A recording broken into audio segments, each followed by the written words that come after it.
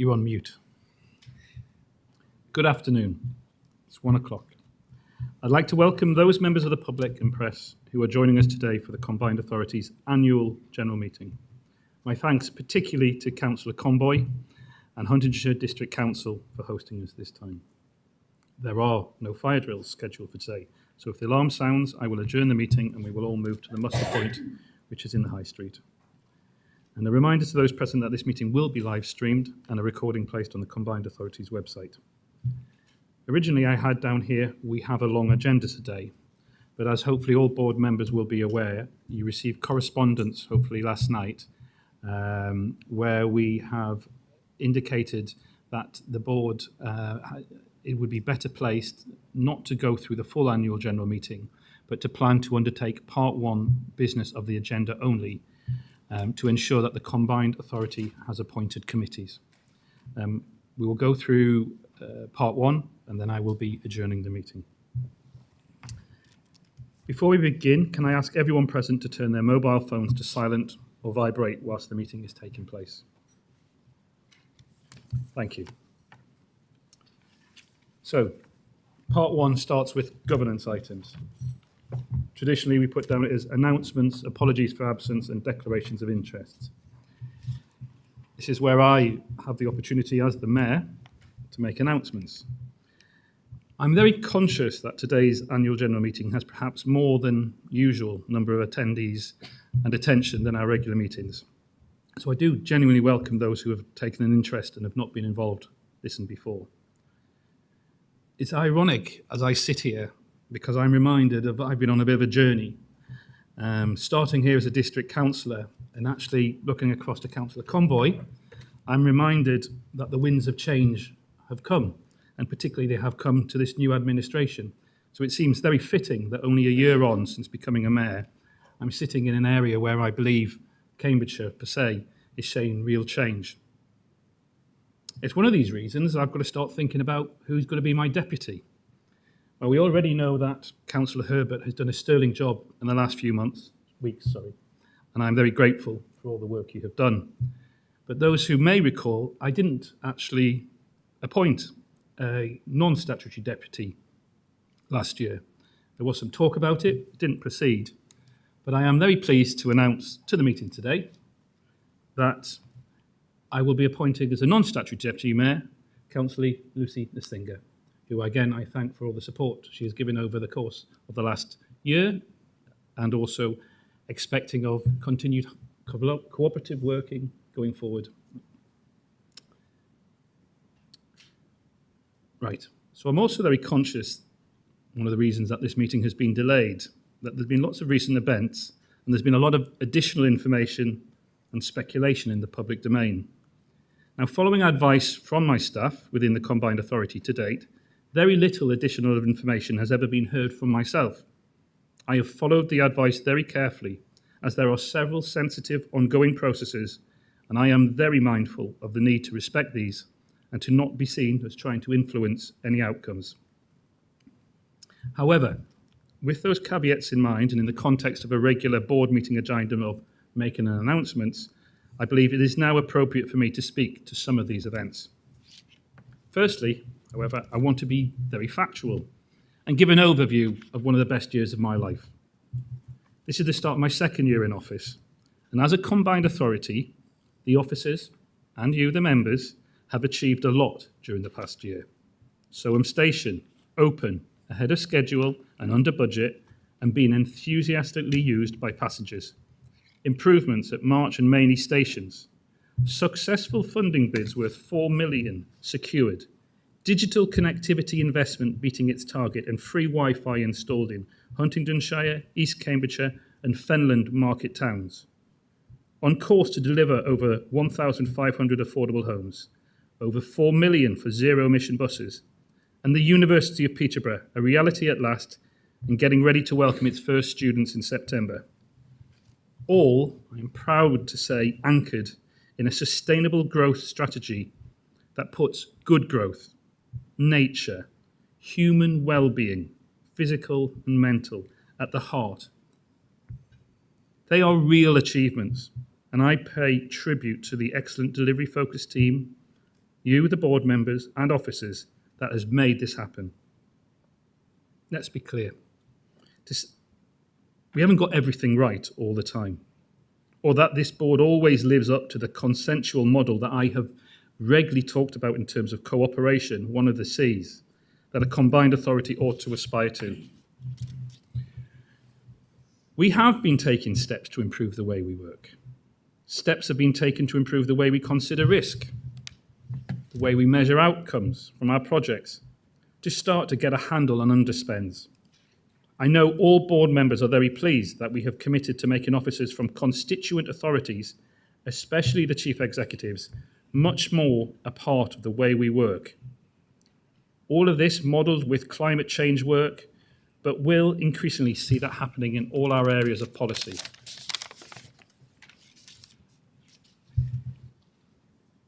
Against that background, I welcome the letter from Ernst Young we received this week, our external auditors. That kind of scrutiny is necessary and healthy. I agree with the letter's analysis. That letter now needs to be followed up in discussions with DULUC, and I am very pleased that the board agreed earlier today to mandate the officers to begin that process. We absolutely need to demonstrate a deep self-awareness about our need for improvement. I know all board members will join me in committing to work together to start to rebuild our collective reputation as the good governors of this organisation. I hope that initial statement, put together with the help of my officers, puts into some context just how important the combined authority is to me on a personal level, and to how much it means, again on a personal level, to be the mayor of such an organisation with such huge potential. But to really put the last year in context, I want to give a more personal take on the last year, and in particular the last few months. I was once told that I was always at my best out campaigning and speaking publicly when I spoke as a doctor. The person, the children's doctor I have been day in, day out, and continue to be for the last 30 years, and not trying to speak like a politician. They were wise words indeed, and on reflection, I know why they were so insightful. It was because when I spoke like a doctor, I spoke from the heart. So here goes. As an NHS doctor, there is no one more aware of the importance that anybody with any organisation should feel empowered to be able to report their concerns, to throw light on problems, and to bring meaningful transparency and full scrutiny to an organisation. That is also true of the process of internal and external audit, be it in the past, in real time, or in the future. No organisation, no single individual is beyond public expectation of full scrutiny and full public disclosure. If there are concerns, they should always be investigated. It is for that very reason that I, and have always been, fully supportive of the need to use all means available, working with all organisations, local and central government, using all internal and external processes for a full assessment of how the combined authority works and delivers for the community of Cambridgeshire and Peterborough. Let's make this absolutely clear. Some of these very concerns you have heard so very much about in recent times are the very issues I have already raised and requested urgent review within the organisation over many months on numerous occasions. There are some incredible, dedicated, hard-working staff within this combined authority. On a daily basis over the last year, I have been hugely impressed by their commitment, sense of public duty, and their ambition to make positive and meaningful change for the communities they serve. I am proud to be the mayor, and I am proud of the work the combined authority does on a daily basis. The way I have been welcomed and supported over the last year, and the willingness of the staff to embrace the change which came with the arrival of a new mayor, is the very reason that I feel inspired to keep going at the most challenging of times. We do live in difficult times and challenges, but the challenges I have faced recently are nothing compared to the real-life trials of fleeing refugees of the Syrian and Ukraine crisis, Nothing compared to the daily challenge of dealing with a cost of living crisis where on a regular basis a decision is being made if you can eat or heat. And nothing compared to the impending crisis of a climate change threatening us all. They are the real challenges to our society today, and they are the sort of problems that drove me to make the decision to leave my relative comfort of my hospital existence to try and help and support the same communities I served. Look, as the Mayor, I will be the first to acknowledge that the scrutiny, criticism, and investigation has been and continues to be an uncomfortable place. But I absolutely believe that it is of the utmost importance that you, the public, the communities that we all serve, need that reassurance that any process of scrutiny of public figures is comprehensive and fully transparent. At all times, I have lived and continue to live by the 3C values I so regularly talk about. I've been proud to bring those values to the role of Mayor for Cambridgeshire and Peterborough. Compassion, cooperation, and community is at the bedrock of all I stand for. Let's be clear that following my election in May 2021 and my arrival at the Combined Authority, the problems that the central Conservative government had already highlighted at the heart of the Combined Authority did not immediately disappear. I am genuinely sorry that trying to solve and work through all the legacy problems and challenges is taking so long. There is still so much to do. To turn the Combined Authority around needs a huge commitment from us all. Like I said at the start, I speak from the heart. As a doctor, I have seen the very best in human nature, and I've seen the very worst. When the going gets tough, I am not the sort of person to walk away from a challenge. Trying to diagnose the problems at the centre of this wonderful organisation has been and continues to be one of the most difficult challenges I have ever faced. At times, it is felt that the Combined Authority has needed serious resuscitation to keep its beating heart going, but I have never given up, and I absolutely will not give up. No matter how challenging the circumstances, I know after just 1 year that the Combined Authority is absolutely worth the effort. It is an organisation capable of huge compassion and has so much to offer. I am not walking away and look forward to working and cooperating with all of you in the future to bring the positive differences we want for all our communities.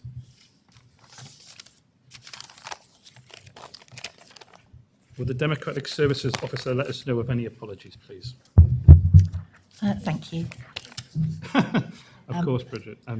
Apologies have been received, I think, from Councillor Smith, from Councillor Bowden, who is substituted by Councillor Jan French, from the Police and Crime Commissioner, Darryl Preston, who is substituted by the Deputy Police and Crime Commissioner, John Peach, and from Jan Thomas, who represents the Integrated Care Partnership. Thank you. Does any member wish to declare a disclosable pecuniary interest on non-statutory disclosable interest in any items being considered today, bearing in mind we are only doing the first part? As always, declarations of interest can also be made at any point during the meeting. Item 1.2 is the minutes of the meeting on the 30th of March and the action log. We are being asked to approve the minutes as an accurate record. If any member wishes to raise a question on the accuracy of the minutes only, can you indicate that now? I see no objections, so we will take the minutes as approved unanimously. An updated action log was included in the published papers. Are there any questions on this, or can we take it as noted? Councillor Bailey. Yes, I do have a question. This is something that I've raised continuously with officers. I've had reassurance again today that I will get what I've been seeking, but I have now been, it's item 170 in the action log. I have now been seeking from this organisation since October last year. I've lost count of the number of requests I've made for a simple organogram or list of members of staff of this organisation, annotated to show leavers, staff vacancies and interim appointments. I I don't believe that this organisation and this board has proper oversight of who is even working at this organisation. I haven't had this information. I've asked for it many, many times. I've been promised it many, many times. I am aware that there have been 26 members of staff that have left this authority since May last year. Many others have handed their notice in and are due to leave this authority, multiple other people. Staff are suffering with sickness, stress. We're facing employment claims. Our chief executive officer, who I thought was a first-class employment decision that we made, has left under very, very difficult, upsetting circumstances. We've had multiple senior directors and officers leave this organisation. We've had the resignation of the chair of the business board, who has been the best thing ever to have happened to this combined authority, and ran the business board from the former failing LEP to be one of the best performing business boards, LEPs, in the country. And I think it's a huge matter of huge regret that I want to put on record that Austin Adams has left this organisation. We've lost a deputy monitoring officer and multiple other members of staff. We're not at liberty to discuss why members of staff are leaving this organisation. Councillor Bailey, Councillor Bailey, can I? This was on the action log. Yeah, I appreciate. And I'm explaining why it is important that my request is fulfilled, that I've been seeking since last October. So can I just interrupt and say I agree with you? I agree with you. I'm disappointed that we haven't got that to you. I'm sorry that the officers haven't provided that, but you are quite right that that should be provided, and I will be looking to my officers. So I know that you're attempting to curtail what I want to say, but that's fine. That's okay, but I'll bring it up later. Thank you, Councillor Bailey. Item 1.3 is petitions, and as we've received no petitions this time, we will move on. Item 1.4 are public questions, and we have one public question this month from Anthony Carpin, a local resident. This has been published on the meeting webpage and circulated electronically to all board members in advance of the meeting. Mr. Carpin is unable to attend in person, so the Democratic Service Officer will present the questions on his behalf. Mr. Carpin asks, following the post by the Mayor, Dr. Nick Johnson, of 21st April 2022 to Healthwatch Cambridgeshire and Peterborough, and also my own blog post of the 11th of January 2022, asking if a new School of Dentistry could be opened at the new ARU Peterborough campus, please could you ask the Mayor, in conjunction with our county MPs, to write to the Secretary of State for Health and the Minister for Universities to consider funding a new dental school at ARU Peterborough, alongside their health, education and social care school. Thank you, Mr. Carpin. The development of ARU Peterborough is currently in the first phase of a 10-year programme. The new specialist facilities and equipment in the first building have been designed to support the curriculum for the first few years, and that doesn't currently include dentistry. New medical courses, including dentistry, require significant financial investment and specialist staff from the profession. It is also important to highlight these courses must be developed with support from the regulatory bodies, which can take several years to establish. I have asked the question of ARU, and I am pleased to share that ARU are exploring whether they might be able to open a School of Dentistry at one of their campuses in the medium term. They are also investigating whether they can aid supply by developing an appropriate access course, which has potential to be offered in Peterborough. They work closely with Health Education England and the 6 integrated care boards in the east of England, and their portfolio is continually being reviewed and developed in responses to national priorities and local workforce needs. Mr. Carpin also submitted a second question about the delivery of town planning degrees in Cambridgeshire and Peterborough. The Constitution only permits one question per speaker, so Mr. Carpin will receive a written response to that question.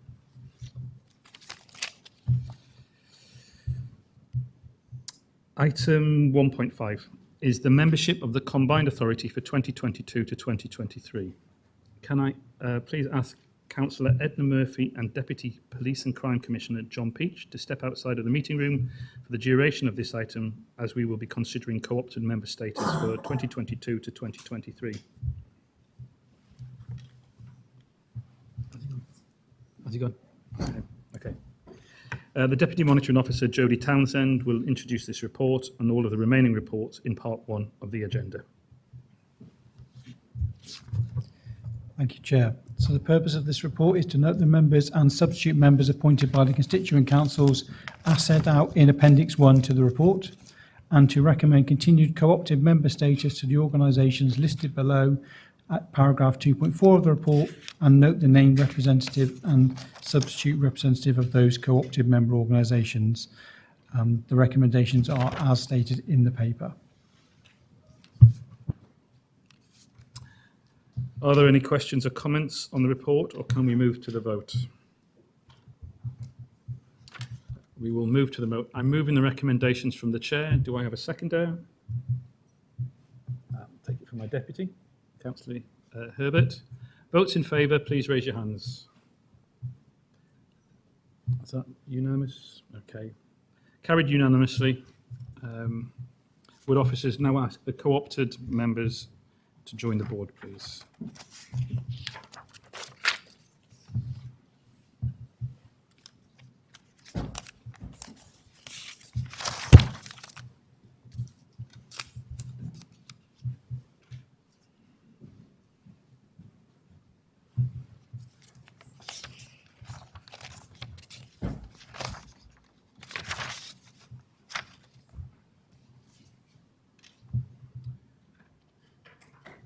Welcome back, John.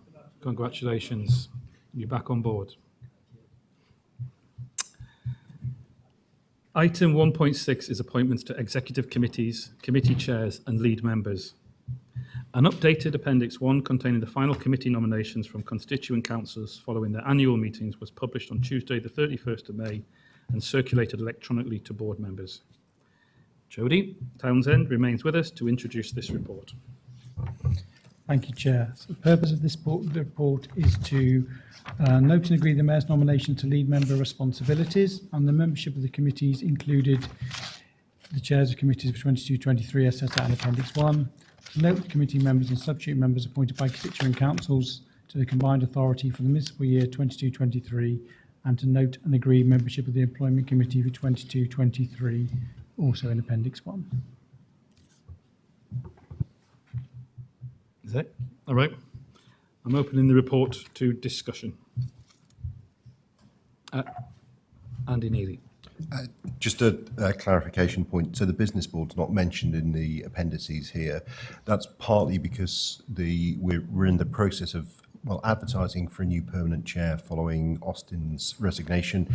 Currently, I'm the substitute member for the business board, so I'll continue to occupy that role. And then when we have a new permanent chair, we will sort out the permanent representative and the substitute member.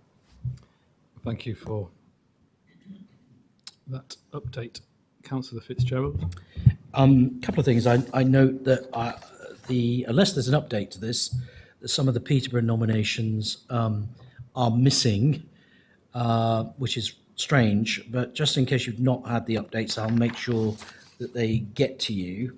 The second thing is on there, and I'll just refer back to, and whilst it's your right, Mayor, you removed me as the Deputy Mayor shortly before the extraordinary meeting for reasons I believe to be political, but I'm not going to dwell on that. But what I do find a little strange is the compassion, cooperation, community, lack of discussion, because I note you've also removed me as the lead member for economic growth, and Councillor Herbert has now growth and housing.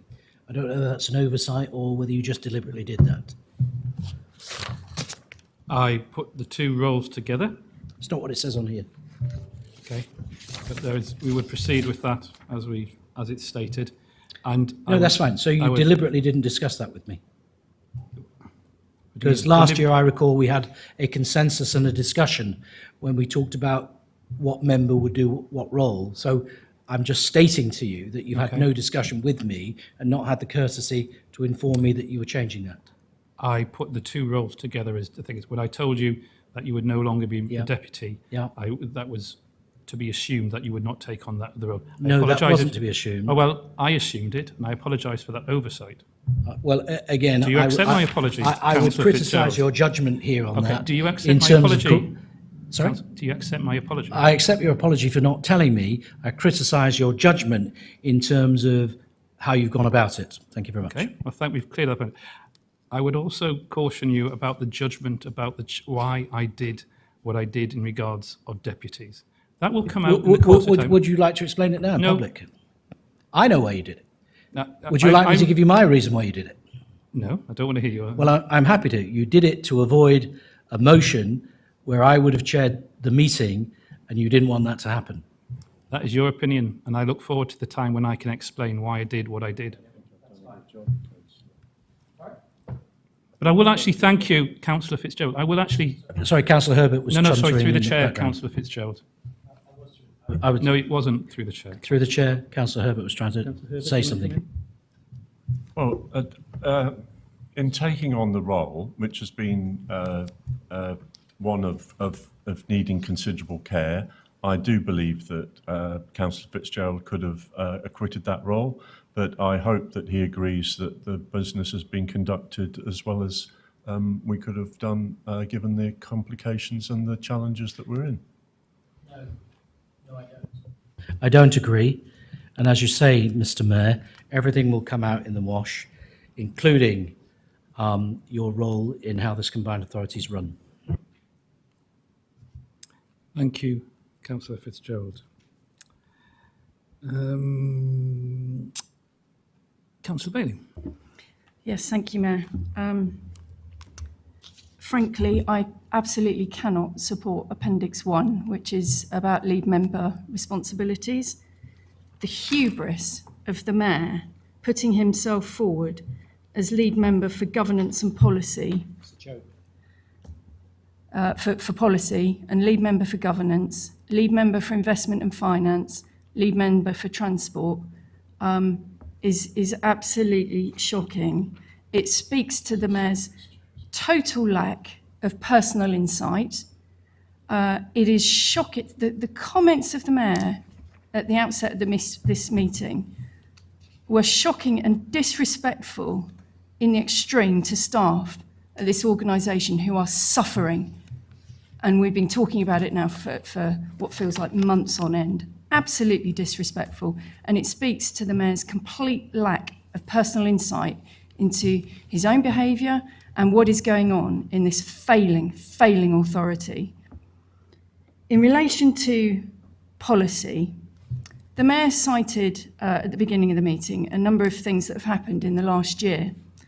He talked about Soham Station being achieved in the last year. I'm here representing East Cambs District Council. We've been fighting for that piece of infrastructure for 11 years.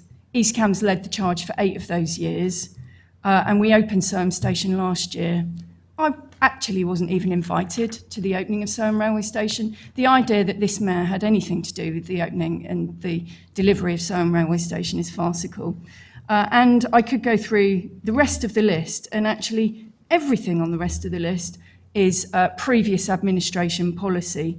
And the Mayor is incorrect. We're not about to deliver over 1,500 affordable homes because that affordable housing programme was smashed apart by some people in this organisation in the last administration. The Mayor talks about compassion. We have absolutely clear evidence that he has absolutely no understanding of the word, frankly, and I think for staff having to listen to that word being rammed down their throats time and time again is just the most uncompassionate thing I can think of. He has no understanding of the word. He has absolute lack of personal insight into the effect of his presence in this organisation. The Mayor wants to put himself forward for lead member for policy. We have had no new policy in this organisation for the last year. He wants to put himself forward as lead member for investment and finance. We had an absolutely incompetent budget setting meeting in January with millions of pounds unallocated. Those millions of pounds remain unallocated. He wants to put himself forward for lead member for governance. We've got staff leaving hand over fist. We've got the Ernst & Young letter. We've got a letter from the chair of our audit and governance talking about the failing governance of this organisation. The mayor is the lead member currently for governance, and he wants to continue that role. It's absolutely an obscene suggestion. He wants to be the lead member for transport. We have lost millions through some of the mayor's efforts over the last year. Right at the beginning, and it was his policy before coming here, so he had every right to do what he did. But we lost a £10 million investment in the Camp Metro by the mayor coming in with no alternative replacement except a hope around buses. And we all know that we failed to gain any money because we didn't put forward a credible and proper bus service improvement plan. We've been awarded zero extra pounds for buses. We've had an incredibly poor shared prosperity fund settlement, unbelievably poor. We're having to hand over £100 million of green home investment money back to government under the policy and governance of this mayor. It is a complete and utter failure.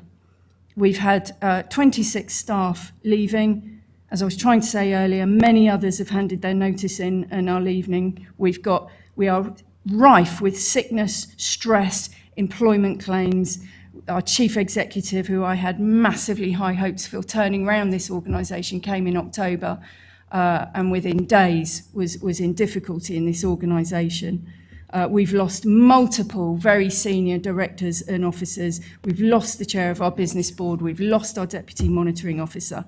The governance of this organisation is in complete and utter disarray. We've got the Ernst & Young letter, which has made... Councillor Bailey, you have repeated several things there. Are you going to get to the end? I'm going on to the Ernst & Young letter, which I haven't talked about at all. You have mentioned it makes a significant judgment into the failings of this organisation and cites the fact that we are at significantly increased levels of risk now as a result, including, frankly, because of the employment-related claims this authority is facing, failure to continue because we will not have, potentially, we have not got financial sustainability because those employment claims are paid for out of revenue funding. It is this mayor who is presiding over this organisation. He is the leader of this organisation. He has shown no leadership since he got here. I am appalled every time we sit around this table at the new information that I receive. I am absolutely shocked and sickened to the pit of my stomach about what our staff have had to put through, and I consider it a failure of this board not to have held the mayor to account. We were unaware for months of the sordid detail of what's been going on that the mayor has presided over in this organisation. It's shocking and it's painful to me, and I am sorry to our staff that we have let down. And this mayor has smashed this organisation into smithereens and is in a desperate position. And I will absolutely not support the mayor's suggestion and the hubris of the mayor to put himself forward. I couldn't believe that we didn't get an amendment today following the Ernst & Young letter from the mayor, who thinks he's in an appropriate position to act as lead member for governance, lead member for policy over this failing organisation. Anybody else want to speak? Councillor Singer. Thank you. I do think it's important that somebody respond to some of those comments that have been made. And the first thing I want to say is that I'm actually really disappointed at the rapidity with which this meeting has descended into personal attacks. The letter from EY makes it very clear that this combined authority is in a very difficult situation.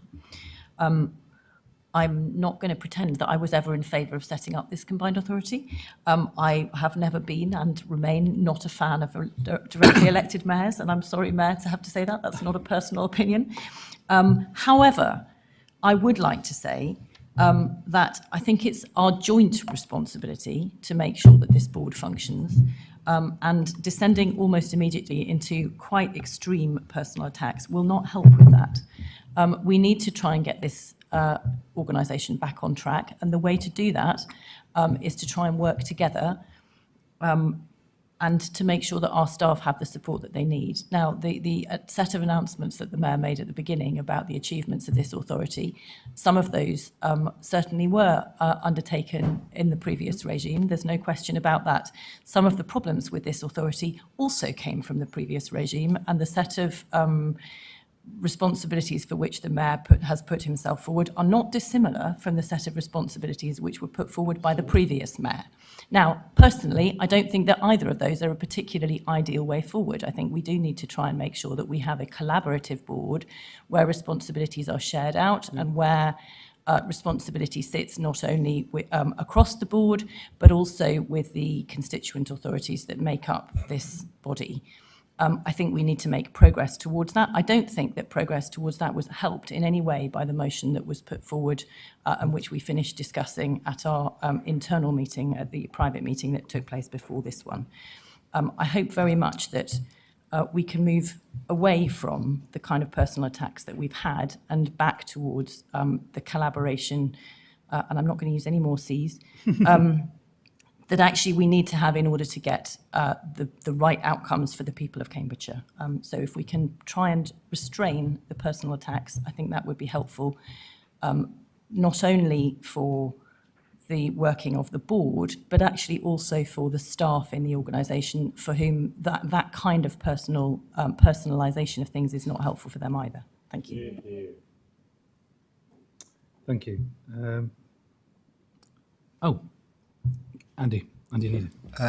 Thank you. So I'm here as in my capacity as acting chair of the business board. I think it's really important, that the business board is absolutely apolitical in these things.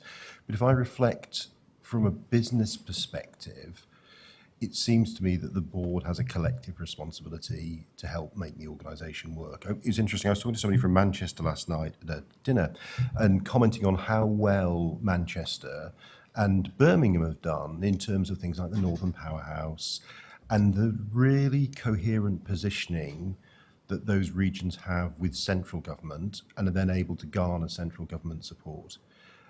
It seems to me that the combined authority as a collective, and this really is the responsibility of the board and all the people in the combined authority, the responsibility we have to the people of this region is absolutely to have political difference of opinion, absolutely to argue about things. People will have differences of perspective, but when it comes to speaking to central government and when it comes to arguing the case for the region, we all care about making this region the best we possibly can for the people who live here. And I think we have to find a way of straddling those two things, of having the discussions, the debates, but then agreeing a direction that we're trying to take the region and with a unified voice going to central government and arguing the case for Cambridgeshire and Peterborough. If we fail to do that, not only do we miss out opportunities for the region, we also let down the people of this region, and government will go and work with the bits of country that they find it easy to work with, and we will just be ignored. So it really is incumbent on all members of the board to pull together on this issue. Thank you, Professor. Sarah, Councillor Conboy. Thank you, Chair. Mr. Mayor, I'm dismayed that in a public session, the mood that I have experienced and the short time I've been on this board in private session changes so suddenly. There is much that benefits all of our communities by working collaboratively across this chamber. As difficult and as challenging as that is at times, there is much to be gained from it. And Professor Neely, I think, very eloquently said why that is important for the greater good and the bigger impact that we can make collectively. I really welcome a time when I come to one of these meetings, and this is only, I think, my second but very long meeting, where actually the mood is around looking forward with much greater positivity and where we can focus on the business of actually making the changes that we are all desperate to see in our communities. Thank you. Thank you. Councillor Fitzgerald. A comment about the paper, but I'll just respond to a comment from Councillor Netzinger. Responsibility should be shared out. That was exactly my point on this paper. It's not shared out. Anyway, moving on from that, I won't be supporting the paper either on the basis that I agree with Anna, and sorry, Mayor, that if it is personal, it's because he's the Mayor. There's only one person. As a board collectively, and I'm sure you will acknowledge, from day one, I've done what I can to assist the new mayor, politics aside, and he's thanked me for it in the past, much to the annoyance of my colleagues, sometimes, particularly Councillor Fuller, in the past, when I've not sided, but taken a more moderate view to move the combined authority on. But there comes a point where we collaboratively can work together to move us forward and get positive outcomes for Cambridgeshire and Peterborough. But I said it earlier in the previous meeting, I'll say it again. I don't think, Mayor, you are the man for that job. Because why would you be? I'm sure you're a very good doctor, but you're not a good mayor and you should resign before we get intervention from government, which officers are telling us is more likely today than it was previously. I'm not making this up. So there's a year gone by and your speech was great. You can pull on the heartstrings of being a doctor and it's great. But you are living in cloud cuckoo land if you think all these officers and other people share that view, because it's not the view they share. They share a completely different view of how this combined authority is run, and you have to step back and go, where are we? And we are in perilous danger here. So I won't be supporting the paper because I can't see how you are equipped to lead on governance and or finance, because you're out of your depth on it. And it doesn't matter how much the people around you try to support you, you're not getting it. Anybody else want to make a comment? Okay. I think everybody's made the contributions that they want to do. We will move to the vote. A reminder to those watching that the meeting that co-opted board members do not have voting rights on any matters, although they are encouraged to take part in our debates, and we value their contributions. I'm moving these recommendations from the chair. Do I have a seconder? Excuse me, Councillor Singer. So votes in favour, please raise your hands. Those against? 4, 2 and abstaining. Abstaining. So 4, 2 and abstain. That is carried by a majority. Item 1.7 is the appointment of the Overview and Scrutiny Committee for 2022 to 2023. Robert Fox, Interim Governance Officer, will introduce the report. I'm going to stand in for Robert, if that's okay. So the purpose of this report is to ask the board to confirm the size and membership of the Overview and Scrutiny Committee and to agree to political balance and consider whether the committee should appoint a co-opted independent member from a constituent council. The recommendations are set out as in the paper. I'll open the report to discussion. Oh, Councillor Lee. I know that this is a point that's been made on many occasions in the past, but it's just the point about independent members not being counted as part of the calculations for the committees for the combined authority.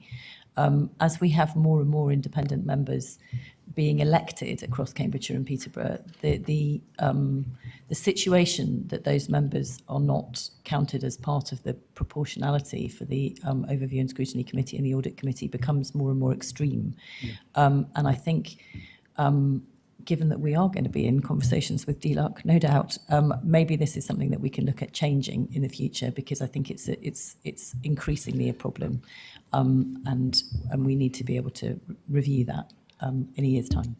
Absolutely, in the heart of independent Huntingdonshire to some extent. I agree. I've actually already made that sort of question to our Chief Monitoring Officer, and that with an expectation it's something that we should certainly explore going forward. So thank you for bringing it to the attention of the meeting. It is something I would agree with. Hey, all the best, Councillor French. Any more discussions on the report? If not, we will move to the vote. And again, I'm moving the recommendations from the chair. Do I have a seconder? Councillor Comboy. Votes in favour, please raise your hands. And that one is carried unanimously. And then we can move on to item 1.8, which is the appointment of the Audit and Governance Committee for 2022 to 2023. I know John Pye, the previous chair of the Audit and Governance Committee, is with us today. He's Oh, he's not? here, no. All right, sorry, he's not here today. I thought he was coming. Can I ask you, please? Oh, no, he's not here, so they do. So, it was going to be Robert. You're going to introduce the report. Yes. Sorry. Over to you. Jodie. I can step in on this one. So the purpose of this report is to ask the board to confirm size and membership of the Audit and Governance Committee and to agree the political balance and appointment of the independent person as the chair for the municipal year 22-23. The recommendations are as tabled in the report. Questions on this? The same point applies, but I won't Okay, repeat it all. We'll make noted. In that case, I would say, can we move to the vote? Votes in favour, please raise your hands. And that one's carried unanimously as well. And on that note, we've finished the first part of the meeting. I appreciate there would have a much longer agenda, but I know many of you have been here a lot longer than I have. Thank you for the interest from the public and from all those hard-working people who were here from the early start of the day. We are hopefully planning to reconvene the meeting. We have a provisional date. So we have a reserve date, but members have pointed out that that is also during the LJ conference. So we will look to make arrangements for the meeting to continue at the earliest opportunity. Okay, any questions? Okay, thank you, Jodie. Thank you for all of you taking your time today. I wish you well on your journeys home. Thank you. Thank you.